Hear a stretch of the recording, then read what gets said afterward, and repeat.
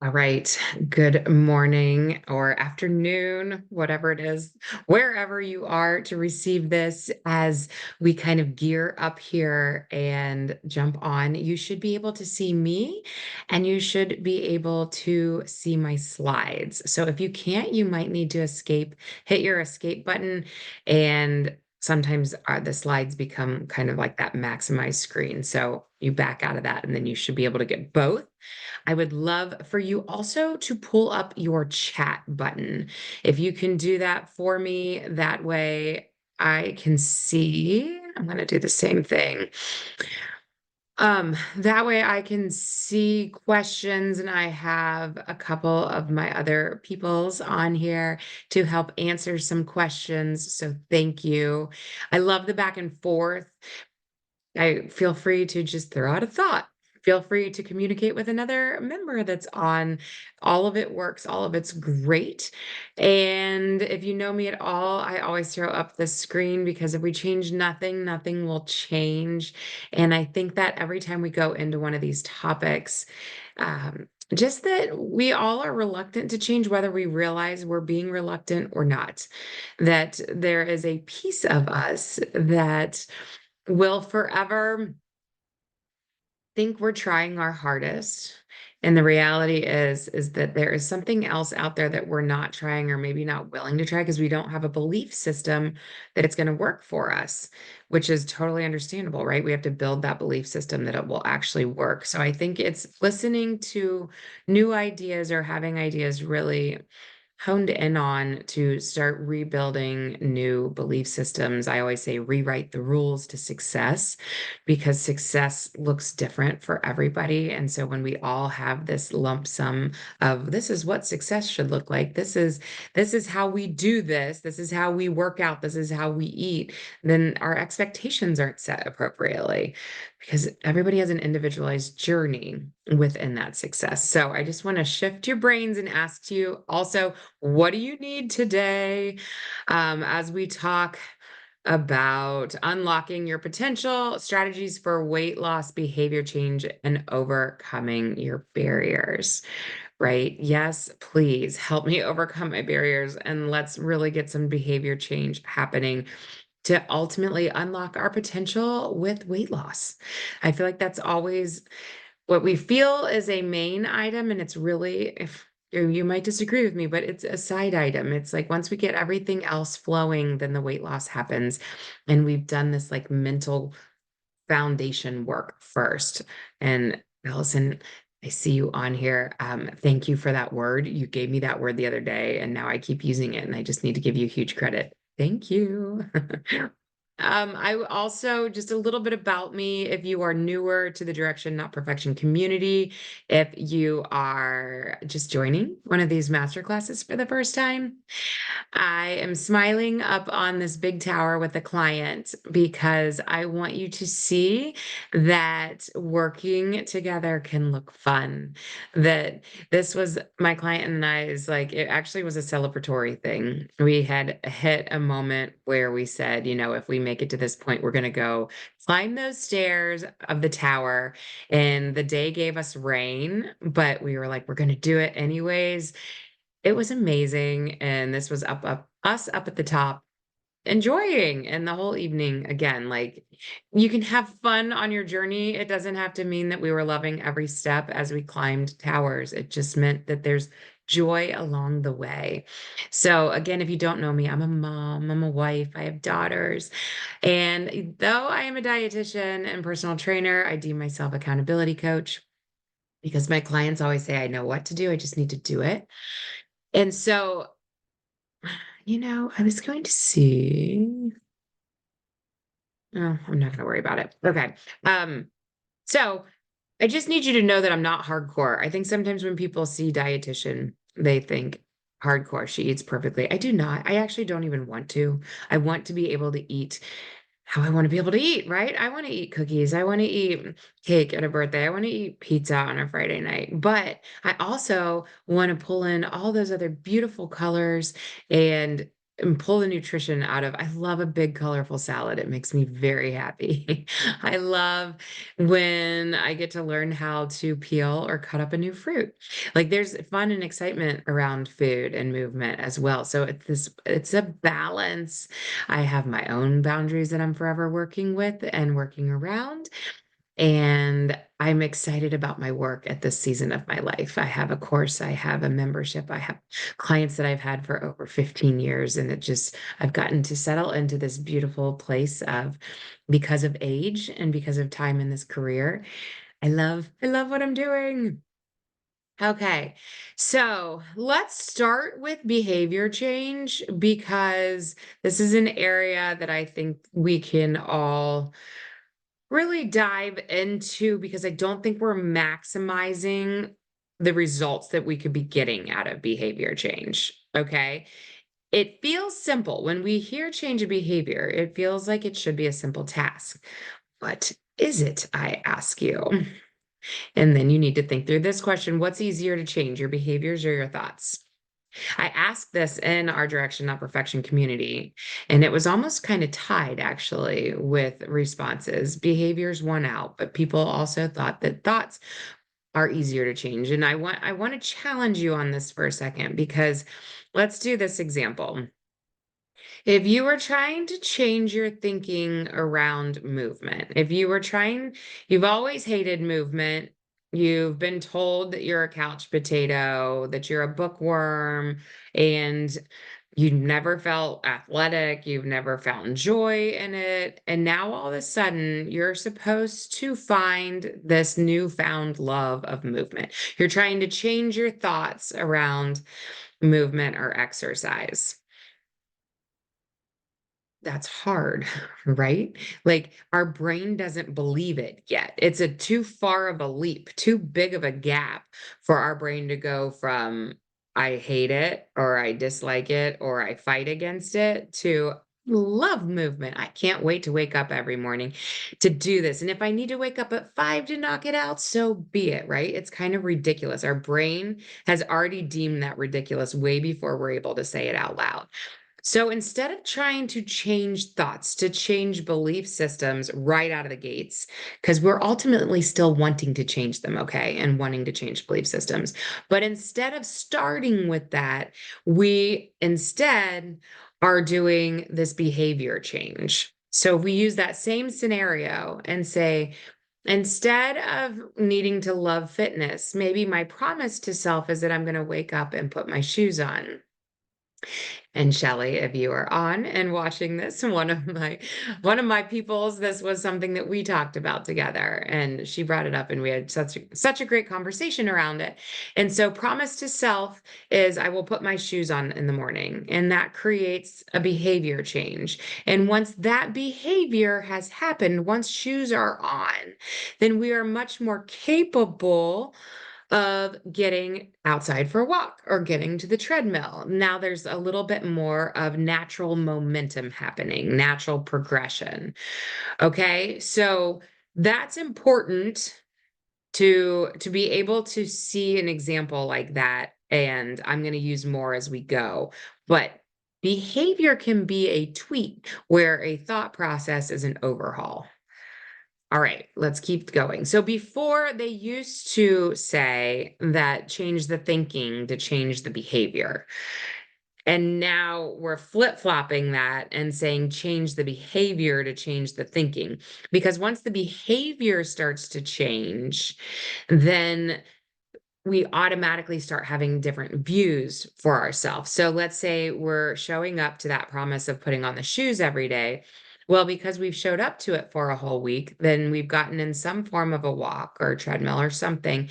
And then we've built a new little belief system that I'm showing up to this. I even found a little bit of a like of it this week where we're ever so gently changing those thoughts. Okay. So and this is where I always say our time together is not flashy. It's not 20 pounds in 20 weeks. It's when you're laying mental foundation work, it's gentle changes, but they're real changes. And the real changes are being layered in, and therefore they will be there. They don't just disappear the second that you stop. You can't unknow what you know, and so you'll come back to it. And then that show up factor is such a confidence building thing. And the more that we build your confidence, one of my favorite mindset coaches, Robin Sachs, talks about when confidence is up, stress goes down. When stress is up, confidence goes down. And so the way that that links into what we're talking about today is that when our confidence can go up and our stress goes down, then we stop feeling so much overwhelm. Then we stop going, but I can't do it, but I can't, but I have to think about food 24/7. I have to think about fitness all the time, blah, blah, blah, right? So the goal is to just naturally, if our confidence is up and our stress goes down, then layering in more thoughts of food changes, of fitness changes, of expectations around self become easier and easier. So, one of the things that I kind of want to gift you today, because I do think this makes a huge difference, is to start to break down your own barriers to change. And then we're going to find what's called an entry point. And then that entry point becomes that one thing that we can change that instigates the behavior. Okay. So when we think about, and these are some examples for you, again, all client based, but somebody who's struggling to drink water in the day, the entry point to drinking water was, and by the way, all these entry points have to be like self-guided. They have to be developed by you, not me, because only you know what will work for you, right? Okay, so if we want to drink water, an entry point for this specific person was, I'm going to reach for the cupboard and open it, reach for the glass. That is all I'm promising myself. It's kind of like back to the put on the shoes example, right? I'm going to reach for the glass, and then once the glass is in my hand, I normally am pretty good about filling it and drinking the water. So the expectation is reach for the glass. That's the entry point. And then the action that typically ends up happening is that more water ends up getting drank. Okay. We were also talking about pulling an apple out of the lunch bag, that she would pack an apple with her lunch every morning, but it never came out of the bag. And so if it never came out of the bag, the visual wasn't there. And then, well, guess what? Visuals were there. Whatever got brought into the teacher break workroom, or whatever was laying on somebody else's desk, which is normally candy or donuts or pizza or something that staff has brought in. So the entry point here to take the action is pull the apple out of the bag, set it on the desk. That is the only expectation around self. The only, like, once that happened, promise has been fulfilled. And then we eat the apple, maybe, most likely, because now momentum's shifting in the right direction, right? So let's keep going with this for a second. But packing extra snacks in the lunch bag could be better snacking later on in the day. It could be not going into dinner starving. Entry point is just putting the snacks in the bag in the first place, and we'll just see what happens with them later on in the day. Somebody who was struggling with maybe getting more walks in the day, she had volunteered to walk her neighbor's dog. And that was a really good entry point to that behavior, because the want of helping the neighbor was stronger than the getting out to go do the walk, right? So that got her out the door to go grab the dog, and then the walk naturally happened. Last example here, having a Kindle at school or out visually at home. And this is actually all the same person, and I love this. You can kind of see how her stuff trickled down, because she needed more me time and it wasn't necessarily happening. So it was the Kindle visual to remind her that reading is important to fulfill some of her me time, because it brings a lot of happiness and a lot of rest and respite, right? And once that happens, then there was more room for caring for others. So I like you knowing that this is all the same person, because this is ultimately what I want you to be doing. We just talked about entry point. Okay. So you can see how the smallest actions instigate the bigger action to happen. And this was somebody's actual goal list. This is something that we did in a one-on-one session together. We brainstormed this together, and it's what I would want you to be doing with some of our time here today. I have a worksheet for you that's more blank, as a couple examples, and then just blank spaces for you to fill. I will make sure to get that to anybody who is on the call today. But let's do brainstorm for a second together. If you would humor me and give me an example of an action that's not happening for you, even though you keep saying, I would really like for this action to happen. And then what's what could be a possible entry point for you. So my example was, if I put on my shoes when I wake up in the morning, that's entry point. I'm more likely to go for a walk during the day. Okay. The shoes are the entry point, and then the desired action is the walk. So if we did this with you, we could say, this is a common conversation, that if I make a call to a best friend when I'm driving home from work, that's the promise to self or entry point. Then I don't stop at fast food. Right? And that's the action that we want. Gosh, that we want. Or if we're thinking about the fast food, it's the action that we're trying to avoid, right? So let's do one more. Let's say that we are really struggling to meal plan in the week. We're just never finding time for it. Then the promise to self is that on Sundays, I'm going to have family dinner. Because that's the entry point. If the whole family's sitting with each other, then you're much more apt to then start talking about meal planning for the week. Like, hey, what's everybody think they want for dinner this week? Because even if you just got main ideas, I'd love some tacos. Cool. I'll put them in the crock pot. That'll be a great after sport event. Or, hey, I'd love sausage supreme is one that we like in our house. Same thing. I know I need to get sausage in the house. My husband, I want salmon Caesar salad. Cool. I know I need to get salmon. Like, you're already making a little grocery list in your head as the family's spurting out what they want. And you could even show up to dinner with your grocery list. Maybe that's your entry point, is you already do family dinners. So your entry point is you just need to show up with pen and paper at a family dinner, and then meal planning gets done. All right. I think you get the point with all of this. This is the paper that will come your way with a lot more blank spots, and it's a whole worksheet for you. All right, I want to talk brain work for a second. If you've ever joined me before, this is not new or aha for you. But instead of asking yourself the question, will this work for me? You need to ask the question, how will this work for me?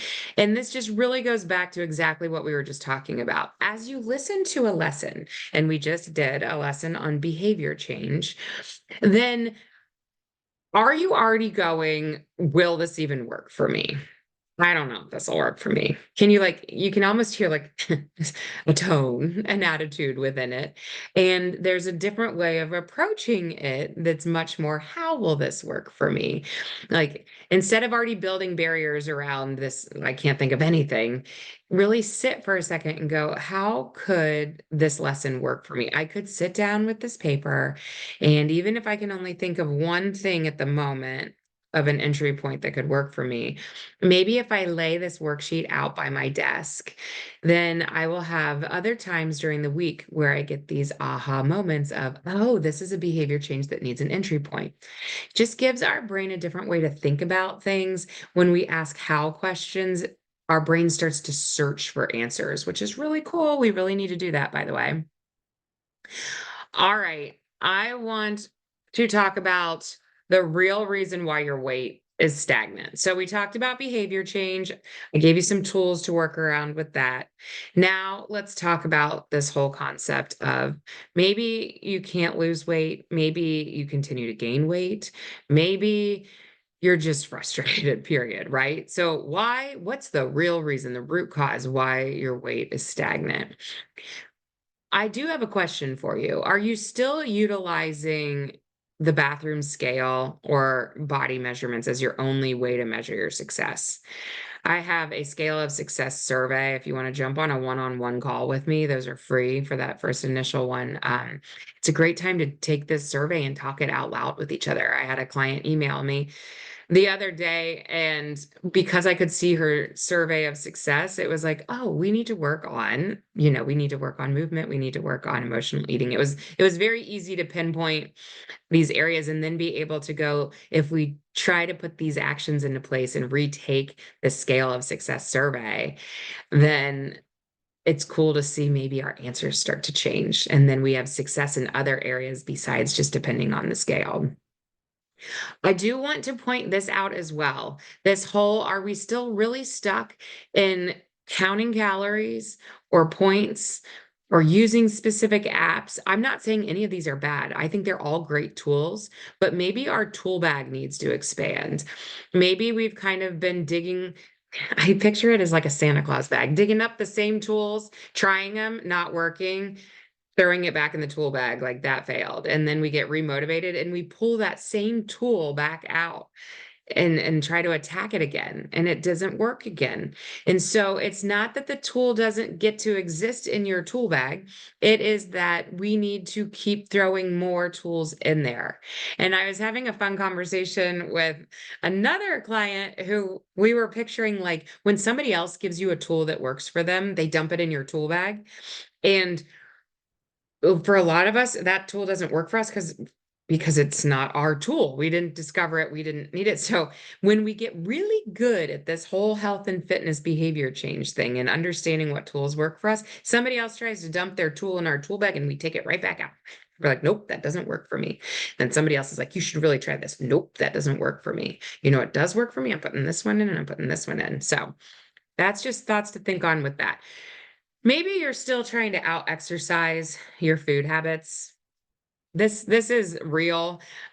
This oftentimes gets built in from earlier days for us, younger days, because it worked really well when we were a teenager, right? We could eat whatever and then go run it off at a sport, and we were golden. And for whatever reason, now as 40-year-old Lindsay, it doesn't work so well, right? Like this is definitely one that I have to keep a real eyeball on. Okay, maybe you're functioning out of all or nothing mentality, and maybe you just laughed as I said that out loud because you're like, did you just use the word maybe with that? No, I'm totally functioning out of all or nothing. It's all or nothing. It's I'm in or I'm out, you know? So this is it's a good one to work with together. I've stopped trying to change the person out of all or nothing mentality. It's more like we just need to know that this is built into part of your brain work, and so we need to work around it. But this can be a barrier. And then you're always working on your physical wellness. So, no problem trying to work in more workouts, work in more food choices, calorie counting, all of that. But you've never worked on the mental piece. And it's the mental piece, that mental foundation work, that builds the sustainability piece of the physical component. Blah, blah, blah. Did that all just make sense? Okay. So, the next piece of this puzzle is getting results and breaking down limiting beliefs. If we don't break down, this is back to the mental piece. We were just starting to say it, laying the mental foundation work. If we don't break down limiting beliefs, then we're always going to have things working against us. So when we hit a barrier, it's very easy to say, well, this is just me falling back out of plan again. So I want to talk about some of these. A limiting belief could look like I don't have enough time in the day to grocery shop, cook, work out, or do all the things that I need to do to lose weight. And what I want to highlight in that sentence is do all the things I need to do to lose weight. You might have a belief system that if all of those aren't functioning at the same time together, then you'll never get your weight loss results that you want. And I beg to differ. I don't have the energy or motivation to make the huge habit changes that will truly affect my life. And again, that's because we think that it needs to be this huge change, this huge overhaul, when the reality is, or because we have that belief system that it needs to be huge, we don't have a belief system that the small actionable steps are going to make a difference. which they will. And that would be a big area to break down and talk through. I have debilitating pain that will never allow me to move or work out in a way that is necessary for my weight loss. Pain's real, folks. That's not the limiting belief part. The limiting belief part is that it won't allow me to work out in a way that's necessary for my weight loss. We can work around the pain component and still find other actionable steps, small baby actionable steps where you can get results. I don't sleep well due to menopause or this season of my life. It runs in the family. So the limiting belief part is just that you've succumbed to the fact that you don't sleep well. Like you don't really have a belief system that sleep is an option for you, which again, there's ways to work around that. So I'm a yes woman. I truly don't know how to say no. It's just me. I feel selfish to spend more time on myself. You have a limiting belief that you won't change in this area because this is just you. And again, the change wouldn't have to look huge. It's not like you're all of a sudden saying no to everything. It's just maybe we're a little wiser with our yeses and our nos.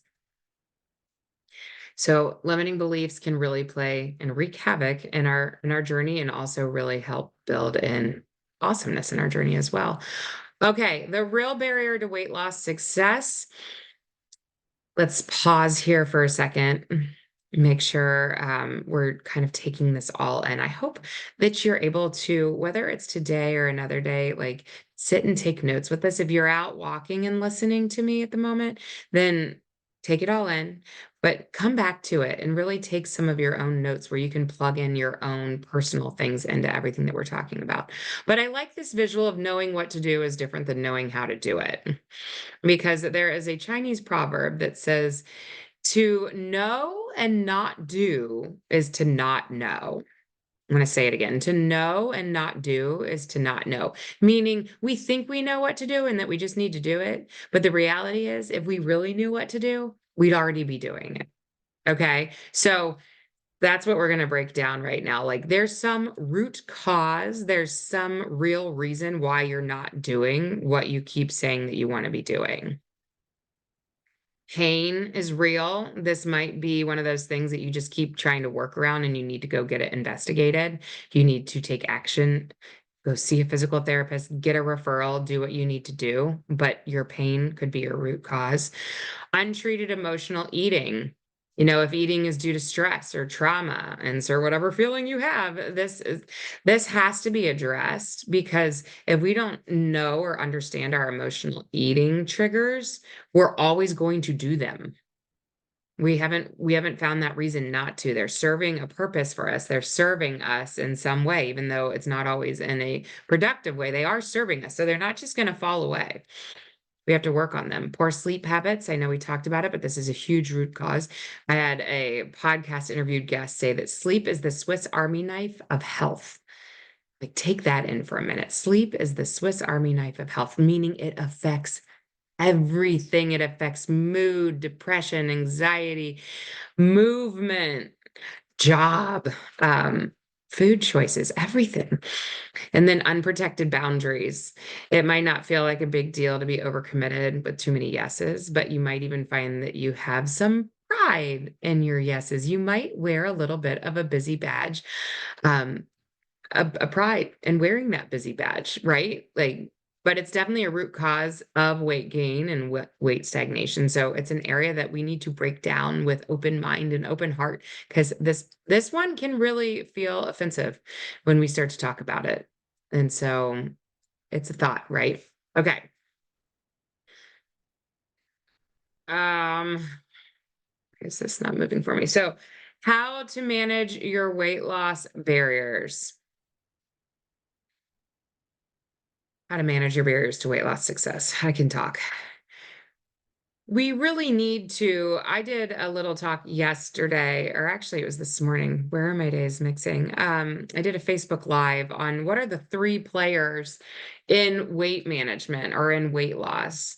And behavior change is one of them, that barriers, root cause, and how to manage, like, so resources.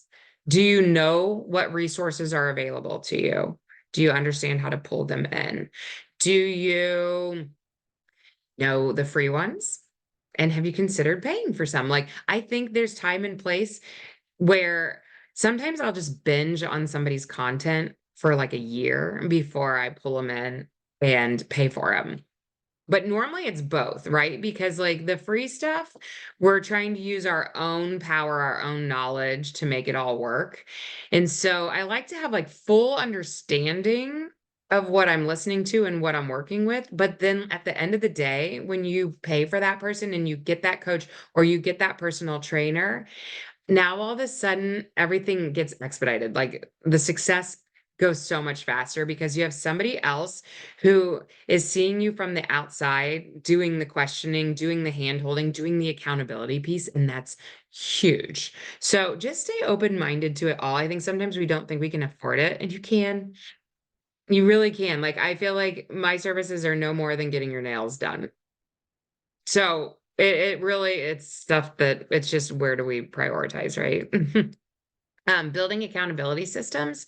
So really being part of an accountability group of a professional community, whatever that looks like for you. But do you have accountability systems in place? Because I have gone through seasons where I do and seasons where I don't. And again, when my accountability systems are in place, it looks totally different. I was trying to do yoga for like the last 4 years. Didn't really have a great accountability system in place, just kept saying I want to do it. And I'd even show up to my accountability group and say I want to do it, and then I still wasn't doing it. An accountability system that has become in place since November for me is I signed up for a gym nearby and I have to schedule the class that I'm going in for. And for whatever reason, holy cow, that makes a huge difference. I'm on the books, I'm going to go. I signed up for a Saturday morning class, I'm going to set my alarm and I'm going to go. Right. And I love the heat. It's hot yoga. So I always say I come for the heat and I stay for the yoga. Like, oh, love it. I have found how to do this, but I needed the entry point. I needed the accountability system, and I needed to understand my barrier to not going in the first place or not doing it in the first place. And my barrier to not doing yoga was I was trying to out cardio, trying to do too much cardio in the weekend. If I put yoga in, then it was messing with my step count. Then I had to do two workouts. I had to do yoga and get a walk in. So I had to take off my fitness watch for a little bit and not care what my steps looked like to make sure that yoga just stayed top priority. That was the priority because it benefits my neck, blah, blah. But so that's giving you kind of whole picture example of figure out the barrier, figure out the entry point, figure out the accountability system. And then practice building weekly resiliency. Discover how to keep hitting that reset button. And I say that because that reset button is needed always. Like, what if I got sick and yoga fell away for 2 weeks? Would I be able to quickly, and that's the resiliency part, jump back on track? And I'm going to say at this point, yes, because all my little components are in place. But when all components aren't in place, resiliency is really hard. Practice your ability to turn away from diet mentality and find a multitude of different ways to measure your success.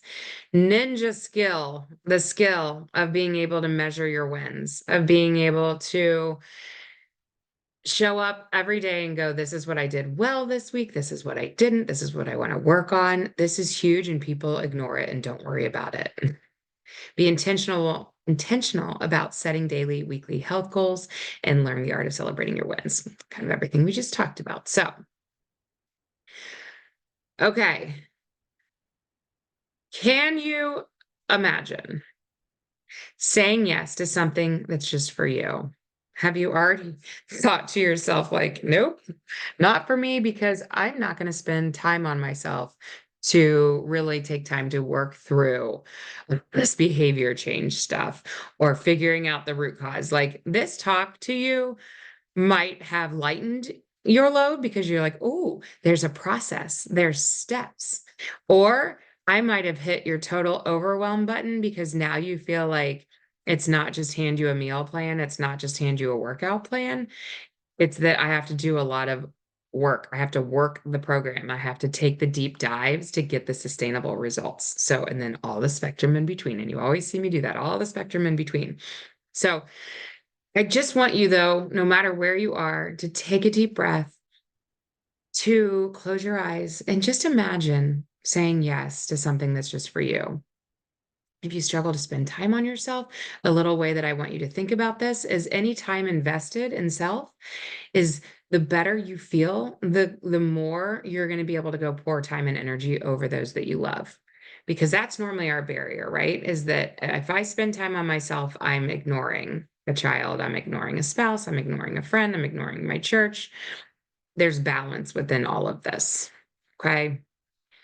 So I want to introduce you to a powerhouse plan that I put together. I pulled together all of these tools that I'm talking about. So, professional resources, accountability systems, resiliency training, turning away from diet mentality, the art of celebrating your wins is all in this 12-week course. Do you have to do the 12-week course to get results? No. I'm just telling you about it. It's a tool. It can go in that Santa Claus tool bag, right? So we have things like maybe I just need to start listening to more of Lindsay's podcast or find a grouping of podcasts that motivate me. I have 5 different individuals that I listen to and I get a lot of benefit from them, right? And maybe my next step, my next goal to expedite some success is that I'm going to take notes while I listen to things. Or maybe I'm going to keep showing up to master classes, or I'm going to keep coming to this direction, not perfection and community and participating more. It can look like all of that. But I'm challenging you if you're the individual who you're like, I'm really ready to do this, like once and for all, deep dive, no more diets. Let's hit the go button. Let's let's really discover what my root causes are, what my barriers are, what it would look like to take small actionable steps to behavior change to get some real sustainable results. I like this 12-week format because we get to settle in together. You get one-on-one with me, coaching once a week if you're in my beta program within this time frame, or you also not or you also get these daily modules that you show up to. And I kind of wanted to show you what that looked like because I think this is like people can hear me and go, I don't know what that means. So if we were to start working together, you can pull this up on your phone or you can pull it up on your computer and you get 12 weeks worth of video modules as well as worksheets. So like you'd click on a video module and it'd be a welcome video from me. And then this lesson number 2, scale of success video, you'd get a worksheet with it that you'd print off, you'd listen to the module, and you keep ticking these off 0 to 40 lessons. So there's 40 lessons total within here. And each time you finish a lesson, then you click it and you get to see your little line keep completing, which is fun. So within this week 1 of welcome and getting started video modules, we would also have a one-on-one Zoom session together where we're going to set actionable goals. We'll do all the talk. And then when we move on to week 2, you get a whole new fresh thing of modules and worksheets. And then we get back together again and hey, how did week 1 go? What worked well? What didn't work well? What do we need to tweak? What do we need to move forward on? What were the barriers that popped up for you where you thought this should work well and it didn't for some reason? So I keep saying deep dive. This is why, because you're showing up to videos, you're showing up to me, you're showing up to an accountability group. There's a community within this that works really well because we are so supported. And you might ask, does the rest of my life have to be this? Like, holy cow, that's a lot. It's a lot of focus on food, nutrition, showing up to a coach, like all of this. It is, but it's not long term. You're taking a deep dive so that it can get easier as you go and that we're not doing this yo-yoing of we're in and we're out. Okay. When if you're curious, you want more, you want to work through some stuff together, like booking a call with me is the best way to keep getting just a better, deeper understanding of what this would feel like to work together, right? There's a free call waiting for you. You can call it a discovery call, a weight loss call, whatever you want to call it, but it's free. There's no pressure to it. It's just this opportunity. The more I know about you, I can help more. For instance, when people reach out to me and some people who have gotten my audiobook, I always check in with those people who got it to just be like, how's it going for you? And then that's an opportunity for them to say, well, it's going well, but this was confusing me. And then I'll be like, well, have you listened to this podcast? And I'll dump a link in your lap. Like the more I know you, I can dump different links that pertain to if I know you struggle with nighttime emotional eating. Well, then every time I have a nighttime or like an emotional eating something fall into my lap, then your name is on that for me where I go, "Ooh, I need to reach out to so and so to make sure that I remember to tell them that this was like a great professional guest. Go listen. I think they have something for you." So book a call. Okay. I will put everything in our Direction Perfection community. I'll put the link also in the chat. So if you're not in our Direction Not Perfection community, we'll put that link in there as well. It's just really good ways to stay in touch. And I just want to leave you with this thought of same old thinking is same old results, right? It's just, man, if we keep beating down the same door, if we keep pulling the same tools out of the tool bag, and expect different results, we're missing something. And I would love to sit across the computer from you. I promise this feels intimate still. And take that individual deep dive together and help you discover like what's your next area of success. So this is a point where you can jump off if you're also like, I have questions. Like, what if I'm already working with another practitioner? I love pairing with other practitioners. A team approach is my favorite. So, yes, it's worth booking a call. Whoops. If I've tried everything in the book and I don't feel like anything's working, is it still worth booking a call? Yes. Yes, because don't give up hope. There's no lost causes. You just haven't found the right tool that's working for you yet. Okay. I've already spent so much money trying to lose weight and I'm really not interested in anything but free at the moment. Should I still book a call? Yes, because that call is an hour together. We can brainstorm together. You will get the forward of a worksheet of goal sheet and of some other handouts that will benefit you. Okay. So like you can just use me for the hour. I promise. I don't care. Do it. What if I'm a rare or odd case? Is it still worth booking a call? And yes, because even if I'm not the person, I can be a great referral source. Podcasting has introduced me to so many other professionals that can handle odd and rare cases. Okay. So just to kind of end on what we started with, what do you need? Reach out to me, tell me what you need. And I'm going to just stop sharing and tell you thank you so much for coming and have such a good rest of your day. All right.